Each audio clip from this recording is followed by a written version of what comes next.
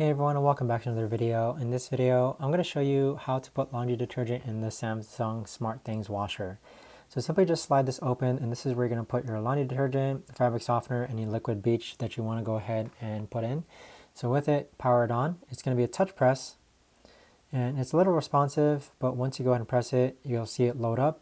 You can cycle between different types of cycles depending on what clothes you're going to go ahead and run, but I normally just run a normal mode. And so with it, you're going to press and hold the pause/play button in order to turn it on. In addition, this is where you're going to go ahead and load your clothes. You could also add a laundry detergent pod in the side here that's just going to naturally dissolve. But alternatively, you can also load your laundry detergent up here on the top left-hand corner as well. So with it, clothes are loaded on the side here. Go ahead and shut it closed. You should hear it snap close. Press the power button. And with the power button, it'll go ahead and load up.